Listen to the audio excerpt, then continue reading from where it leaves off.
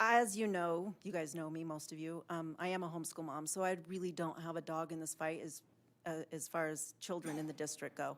However, I am a taxpayer, and you guys do take my money, and I do want to have a say in how that money is spent. And I do not want my money spent on pornography.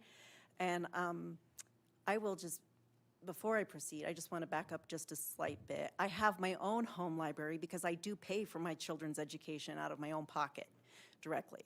And I have my own library, and I actually have content in my own library that I have purchased myself that goes against our core beliefs and our core values.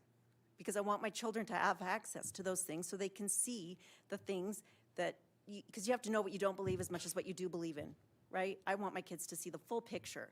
I have the Communist Manifesto, I have books by John Dewey, and I have The Origin of Species, and I'm a creationist. My children have access to different beliefs so they can formulate their own opinions and they can make an informed decision on their own. What my children do not have access to in my library, in my home, is pornography.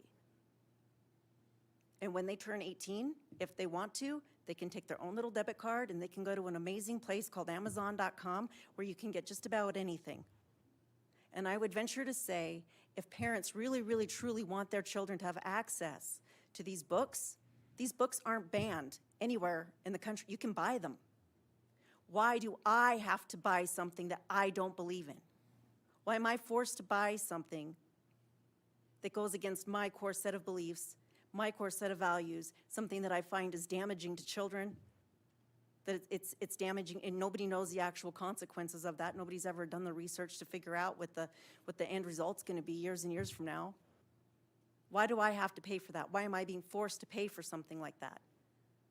The taxpayers aren't getting a choice here, but mom and dad, they have a choice. They should be able to buy the books that they want their kids to have access to, and if they really truly stand by it, these parents that have spoken today, they all have the choice to go buy those books for their children. Why do the taxpayers have to do it? And why do they have to be accessible to other children who might be struggling with things that probably shouldn't have access to those books because it might feed other thoughts? I mean, you don't know what's in those books. Are we raising future predators? We don't know. We don't know the consequences of books like that.